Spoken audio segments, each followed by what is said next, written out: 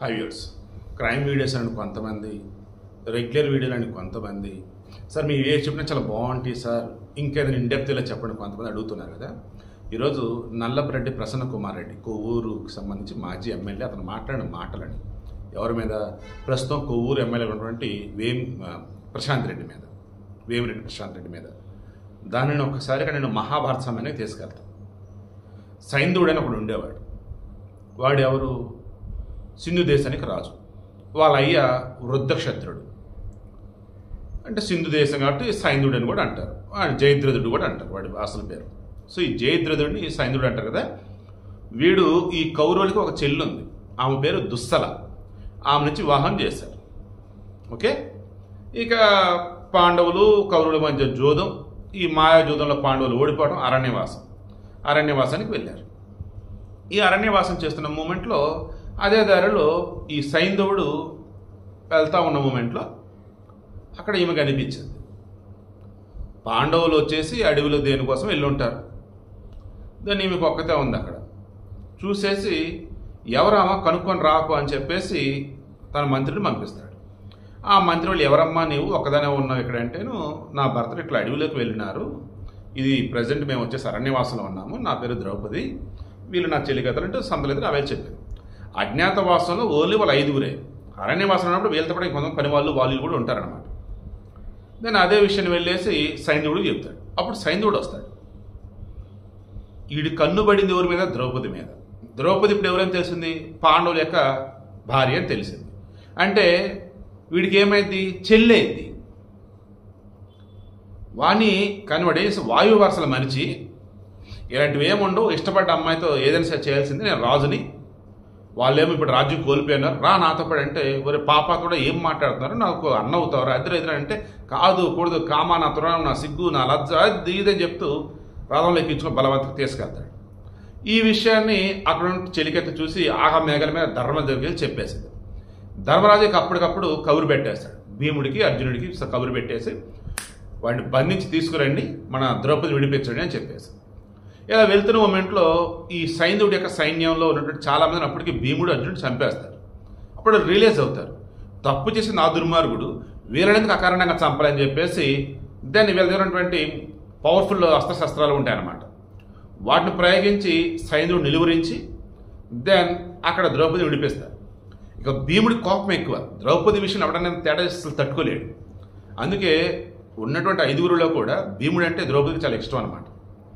Then ఇక ఈ సైంధవుడిని నేలకి పట్టపటా కొడతాడు. ఆల్మోస్ట్ అక్కడ చావుబోతుల మధ్య ఉంటే వద్దని ద్రౌపది ఆపింది. ఇక అప్పుడు ఆ సైంధవుడు మొత్తం గుండు గీసేసి వాడికి వేడిలు దాన్ని ఏమంటారు సంఖ్యలు వేసేసి ఇక అక్కడి నుంచి ధర్మరాజు దగ్గర పట్టుకొస్తారు. ధర్మరాజు ఆయన పక్కన వచ్చేసి పట్టమహిషిగా ఈమె ఉంటుంది, ఎవరు? ద్రౌపది. ఇక వాళ్ళ ముందు వచ్చేసి మోకరిల్లేసి ఈ సైంధవుడు అంటాడు, మొత్తం గుండు, దాంతో అడ్డదడి గీతంతో నెత్తులు గారుతుండింది, ఆ ఒంటి నిండా సంఖ్యలు. అప్పుడు నేను చంపేస్తా అన్నా, నీకు చూపిద్దాం తెచ్చే నేను చంపేస్తానని అని చెప్పేసి భీముడు అంటాడు. అప్పుడు ద్రౌపది, ఆ మహాతల్లి, అసలు చూడండి, వద్దు, వాడి వెధవే కావచ్చు, బట్ వాడి యొక్క భార్య మన అమ్మాయి, ఎవరు? దుస్సల. వాడికి ఇంకిద్దరు భార్యలు ఉన్నాడు సైంధవుడికి. ఒకళ్ళు వచ్చి కాంబోజ రాజ్యం, ఒకళ్ళు గాంధార రాజ్యం, మొత్తం 3 భార్యలు ఆడికి. అయినా సరే మన ద్రౌపది కన్నుబడింది, మళ్ళీ అది కూడా చెల్లి అని తెలుసుకోవాడు. సో ద్రౌపది ఏం చేస్తుంది? వదిలిపడండి ఎదవవాడు, మన ఇంటి ఆడపిల్ల ఉంది వాడి దగ్గర, విధవావు కొడతానని చెప్పేసి అంటే పోరా అని చెప్పేసి వదిలేస్తాడు. వాడు ఇక తట్టుకోలేకపోతాడు అవమానాన్ని. శివుడి కోసం తపస్సు చేస్తాడు. ఏమని? పాండవులను నేను చంపేయాలి, నాకు వరం ఇవ్వు దేవుడా. నీకంత సీన్ లేదురా బాబు, యుద్ధం జరిగే త్వరలో, అందులో 4 రోజులు ఒక్కరోజు ఈ పాండవులు అర్జునుడిని తప్ప నువ్వు ధర్మరాజుని, భీముడిని, నకుల సహదేవుని నిలువరించగలవు, అంతే, నువ్వు చంపలేవు, నిలువరించగలవు అని అంటాడు. ఓకే అంటాడు. ఇక అజ్ఞాతవాసం అయిపోయింది. మళ్ళీ రాజ్యం రూపంటే కాదు కూడదని అంటాడు దుర్యోధనుడు. ఇక అతను కురుక్షేత్ర మహాసంగ్రామం. ఈ కురుక్షేత్ర మహాసంగ్రామంలో మొదటి సైన్యాధ్యక్షుడు ఉన్నాడు భీష్ముడు. దాని తాను వచ్చేసి ఇక సై మీద ఉంటాడు. ఇక అప్పుడు ద్రోణుడు వస్తాడు సైన్యాధ్యక్షుడిగా కౌరవుల సైడ్. ఇక అప్పుడు యుద్ధం జరుగుతున్నప్పుడు ఒకటి ఆలోచిస్తారు, ఏమని? ఏదో ఒకటి చేసేసి ముందు ఈ పాండవుల శక్తివంతరాలు ఎవరో చూద్దాం అన్నప్పుడు అభిమన్యుడు కనిపిస్తాడు. దెన్ అర్జునుడిని వేరే ఇద్దరు రాజులు ఉంటారు, వాళ్ళ సైడ్ యుద్ధం సైడ్ టర్న్ చేద్దాం. ఇక్కడ వచ్చేసి త్రిగట అండ్ శువర్మ అనుకుంటా ఆ ఇద్దరు రాజులు కూడా వాళ్ళు వేరే సైడ్ యుద్ధం చేస్తారు కౌరవుల తరఫున. ఆడికి అర్జునుడిని పంపిస్తారు వీళ్ళు. దాన్ని పద్మవ్యూహం కదా మరి ఎలా ఏంటి అన్నప్పుడు అభిమన్యుడు నాకు తెలుసు అంటాడు. అప్పుడు నీకు తెలుసు కరెక్టే, బయటికి రావాలంటే ఇబ్బంది కదా, సరే మేము నీతో పాటు ఉంటాం పదా, నువ్వు పద్మవ్యూహం చీల్చుకుంటూ పో, దాని నుంచి బయటకు వచ్చా మేము చూసుకుంటాం అని చెప్పేసి అంటారు. ఓకే అని చెప్పేసి అభిమన్యుడు వస్తాడు. ఇక అప్పుడు సైంధవుడికి చెప్తారు వీళ్ళంతా, నీ రోజు వచ్చేసిందిరా బాబు, ఈరోజు నువ్వు ధర్మరాజుని, భీముణ్ణి, నకుల సహదేవుడు నువ్వు ఆపగలిగితే అప్పుడు నువ్వు వేసి పడేస్తారా అంటారు. దాన్ని ఎక్కడికక్కడ ఈ సైంధవుడు ఈ నలుగురు నిలువరిస్తూ ఉంటాడు. ఈలోపు పద్మవ్యూహం లోపలికి చిక్కుకుపోతాడు అభిమన్యుడు. అక్కడ ఉండి కూడా చీల్చి చెండాడతాడు. కానీ ఇంక ఏ చేతులు ఏమి ఆయుధాలు లేని మూమెంట్లో చంపేస్తారు. ఈ విషయము అర్జునుడికి తెలిసింది, ద్రౌపదికి తెలిసింది. ఇక ద్రౌపది బాధపడింది. ఆ రోజే వాడిని కనుక చంపేసినట్టు సైంధవుడిని ఈరోజు అభిమన్యుడు చనిపోయాడు కాదే అన్నప్పుడు ఇక అర్జునుడు అంటాడు, రేపు సూర్యాస్తమయం లోపు ఈ కురుక్షేత్ర మహాసంగ్రామంలో ఆ సైంధవుడు తల నరకకపోతే నేను ఇక అగ్నిగా ఆహుతవుతాను అంటాడు. తర్వాత రోజు యుద్ధం మొదలైన మూమెంట్లో అప్పటికే వేగుల ద్వారా వీళ్ళకి తెలిసిపోయింది. ద్రోణుడు సైన్యాధ్యక్షుడు, దుర్యోధనుడు మెయిన్ రాజు, ఇక రెండు రిమైనింగ్ అంతా ఉండి మనం ఈ సైన్యుడిని కాపాడుకోవాలి. ఎలా ఏంటి అన్నప్పుడు శకట వ్యూహం, సూచీముఖం అండ్ పద్మవ్యూహం ఇవన్నీ ద్రోణుడు పన్నేసి ఏం చేస్తాడు, ఎక్కడెక్కడ సైన్యుడిని కాపాడుకుంటూ వస్తాడు. ఎంత ట్రై చేసినా అర్జునుడు సైన్యుడిని చంపలేకపోతాడు. ఇక కృష్ణుడు అంటాడు, ఇంకాసేపు అయితే సూర్యాస్తం అయ్యేటట్టుంది, ఇక నేను అగ్ని ఆహుతవుతానండి, ఆగరా బాబు అని అంటాడు. ఈలోపు సూర్యుడు తన సుదర్శన చక్రంతో సూర్యుడిని నిలువరిస్తాడు. మొత్తం ఇంకా చీకట పడినట్టు అయిపోయింది. ఇంకేంత అయిపోయింది అర్జున, నేను ఇంకా చనిపోతానంటే ఎవరో ఆగరా బాబు, నేను ఆపానది. ఇప్పుడు ఆ సైంధవుడు చుట్టుపక్కల ఉన్న కౌరవులు ఉంటారు కదా, వాళ్ళు యదవులు, ఇదేంటి అప్పుడే సూర్యాస్తమైంది ఏంటంటే ఆలోచించరు. అయిపోయిందిరా సైంధవుడు, నేను కాపాడేస్తారా మేము, ఇంక ఎంజాయ్ చేయి అని చెప్పి చుట్టూ వెళ్ళిపోతారు. అప్పుడు నువ్వు పవర్ఫుల్ అస్త్రంతో దూరం నుంచి కొట్టు, ఆ సైంధవుడు తల తెగి అవతల పడాలి అంటాడు. అలా బాణేసి కొట్టబోతున్నప్పుడు అప్పుడు మరలా చెప్తాడు, అర్జున వీళ్ళయ్య వృద్ధక్షత్రుడిని అప్పుడు ఉన్నాడు. ఈ సైంధవుడు చిన్నపిల్లడుగా ఉన్నప్పుడు అసలు వాణి ఆకాశం నుంచి పలికిది ఏమని, బాబు నీ కొడుకున్నాడు కదా, వీడు చేసిన అదవ పనులకు గాను ఓ వీరుడు వాడి తలను లేపి అవతలేస్తాడు అని చెప్తే ఇక అప్పుడు వాడు తపస్సు చేసి ఒక వరం కోరుకుంటాడు. నా కొడుకు తలని ఎవరైతే నేలను పడేస్తారో వాడి తల 1000 వక్కలవ్వాలని చెప్పేసి కోరుకుంటాడు. ఓకే, ఇదే విషయాన్ని చెప్పేసి అర్జునుడికి, నువ్వు సైంధవుడి తల కొడతావు కదా, ఆ తర్వాత కంటిన్యూగా అస్త్రాలు ప్రయోగించి నువ్వేం చేస్తావంటే వాడి తల వెళ్ళి ఎక్కడైతే వృద్ధక్షత్రుడు ఉన్నాడో తపస్సు చేస్తా ఉన్నాడు చేతులకు జోడించి, ఆ చేతులలో ఈ సైంధవుడి యొక్క తల పడాలరా బాబు అంటాడు. అలాగే కొడతాడు. కొట్టగానే ఆ వృద్ధక్షత్రుడు చూసి చేతుల పడగానే చిచ్చి ఎవర్రా వీడు అన్నట్టు కిందేస్తాడు. సైంధవుడి తల కిందేసింది ఎవరు? వృద్ధక్షత్రుడు. వృద్ధక్షత్రుడి కోరిక ఏంటి, తన కొడుకు తలని ఎవరైతే నేల మీద వేస్తారో వాడి తల 1000 వక్కలు అవ్వాలి. దాన్ని వృద్ధక్షత్రుడి తల 1000 వక్కలు అయిపోయింది. సైంధవుడు తెచ్చాడు. ఇక ఆ తర్వాత రాజ్యం వచ్చేసి ధర్మరాజు పాండవులకు వచ్చేసింది. వాళ్ళు అశ్వమేధ యాగం స్టార్ట్ చేస్తారు. ఇక అప్పుడు అన్ని రాజ్యాలకి అశ్వమేధ యాగం ఉన్నప్పుడు ఆ గుర్రాన్ని పంపుతారు. ఏ రాజ్యంలో వాళ్ళైతే ఆ గుర్రాన్ని కనుక ఆపారు అంటే యుద్ధం చేయాలి, లేదన్నప్పుడు ఆ రాజ్యాన్ని ఆ అవతల ఉన్నటువంటి మనిషికి అన్నట్టు దారాదత్వం అంటే ఇక కప్పం కట్టుకుంటూ బతకాలి. దెన్ ఈ దుస్సల కొడుకు ఉన్నాడు కదా సురదుడు, అతను ఏం చేస్తాడు, అర్జునుడు నేను ఓడించని చెప్పేసి ఆత్మహత్య చేసుకుంటాడు. ఈ విషయం దుస్సలకు తెలిసి, అర్జున ఏంటా ఇదంతా అన్నప్పుడు, నాకు వాడు ఎదురుపడి నేను యుద్ధం చేయలేనురా బాబు, కప్పం కదంటే అయిపోయింది కదా, ఏంటి ఇదంతా అని చెప్పేసి అన్నప్పుడు వాడు కొడుకుంటాడు. మళ్ళీ అంటే ఈ సైన్యుడు యొక్క మనవడు ఉంటాడు. పిలిచి రారా బాబు అని చెప్పేసి, యుద్ధమో దేవద్ర నాయన నువ్వు సింహాసనం మీద కూర్చో అని చెప్పేసి కూర్చోబెట్టి ఇక అక్కడి నుంచి వచ్చేస్తాడు. ఇటు ఓడిపోయారు కదా వాళ్ళు.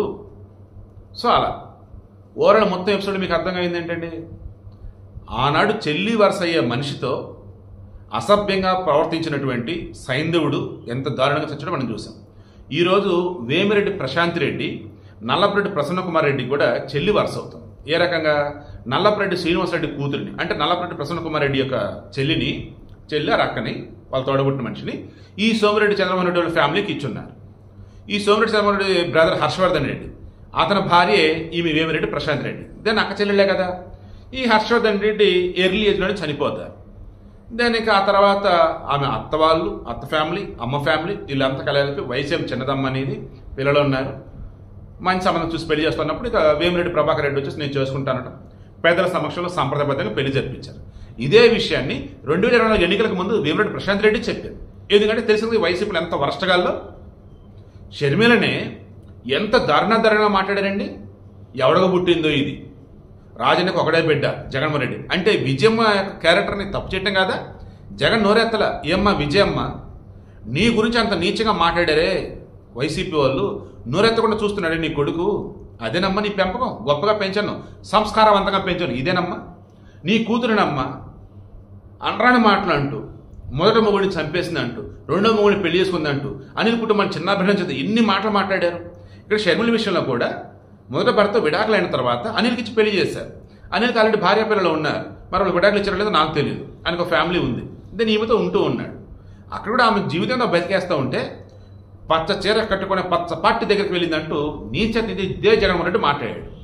ముఖ్యమంత్రిగా ఉండి కూడా సొంత చెల్లిని నీచగా మాట్లాడినటువంటి నీచుడు అనకూడదు. కానీ ఈ జగన్మోహన్ రెడ్డి ఆయన ఫాలో అవుతూనే అడ్డదిడ్డంగా ఘోరగా మాట్లాడుతున్నటువంటి వాళ్ళు ఈ వైసీపీ వాళ్ళు.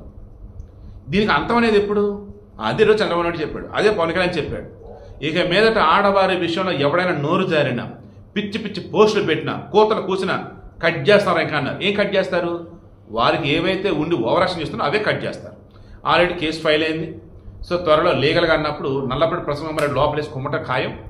రాజకీయంగా నల్లపరెడ్డి జీవితం అంతమైపోయింది. నాడు సైంధవుడు తల తీగ అవతల పడింది. ఈరోజు నల్లపరెడ్డి ప్రసంగం రెడ్డి యొక్క రాజకీయ జీవితం ఎండ్ అయిపోయినట్టే. మరలా చెప్తాను, ఎండ్ అయిపోయినట్టు రాజకీయంగా. ఎందుకంటే నేను అన్న మాటలో కట్టుబడి ఉన్నా అన్నాడు. ఏంటని అన్న మాటలు? వెళ్ళి బోరుబావులో పడ్డాడా? ఈమెనే అంత దారుణంగా అన్నాడండి. ఎంత బూత్ అంటే అసలు పాపం. అండ్ అక్కడ పిహెచ్డీ చేసింది, ఇక్కడ పిహెచ్డీ చేసింది, పిచ్చి పిచ్చి మాటలు మాట్లాడతాడా? ఈమె ఎక్కడెక్కడ ఏమేమి ఉంది ఏంటి అన్నప్పుడు నేను చెప్పింది అవునరా, మంచి విషయంలో నేను పిహెచ్డీ చేశానురా, మానవత్వం నేను పిహెచ్డీ చేశానురా, మీలా కాదురా, ఆయన నీకు చెల్లి వరుస ఆడదాని మీద ఇంత దారుణంగా ఎట్ట మాట్లాడతారు నువ్వు అని చెప్పేసి పాపం మాట్లాడుతుంటా కళ్ళలో నీళ్ళు తిరిగాయి.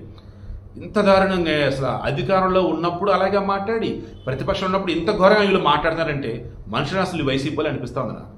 సో మీరు చెప్పండి, మీరు ఆడవారిని గౌరవించబడి పర్లేదండి, నీచంగా ఆడవాళ్ళ గురించి మాట్లాడుతూ ఉంటే, పిచ్చి పిచ్చి పోస్టులు పెడతా ఉంటే ఖచ్చితంగా వాళ్ళు ఎవరైనా కానీ ఆడవారి విషయం అడ్డదిడ్డంగా ఉన్నప్పుడు అవతల వాళ్ళు మందర లాంటి వాళ్ళు సూర్పణకలాంటి ముగ్గు చురుకొచ్చి అవతల పడేయండి. అంటే దాని అర్థం వచ్చి చెప్పమని కాదు బాబు, అఫీషియల్గా వాళ్ళకి దూరంగా జరుగుతారా లేదా కేసులు పెడతారా పెట్టేసేయండి, అది వేరు. పతివ్రతలుగా ఉంటూ పద్ధతిగా కాపురాలు చేసుకుంటూ ఉంటే వాళ్ళ మీద కూడా నీచంగా కోతలేంట్రా? భువనేశ్వర్ ఇన్ని కోతలు కూసారా? ఏమైందిరా? ఆమె హోంమంత్రి ప్రెసిడెంట్ అనిత ఆమె నిన్ను మాట్లాడినారా? అసలు ఇలా చెప్పుకుంటూ పోతే ఆనాడు అమరావతి ప్రాంత మహిళలని మొన్న కూడా సాక్షి ఛానల్ వేదికగా వేషులంటే ఎంత దారుణంగా మాట్లాడారా? ఆ సదర్ రామకృష్ణ సిగ్గు లేకుండా శంకర్ జాత అన్నాడు మళ్ళీ అదే ఆడవాలని. వీళ్ళు ఒక రాజకీయ పార్టీ నడుపుతున్న మనుషులా? వీళ్ళ పార్టీలో ఉన్నటువంటి మహిళలేనా? ఈ నాయకులకు భార్యలు అన్నారే ఏం చేస్తున్నారు? వాళ్ళ భర్తలకు చెప్పరా?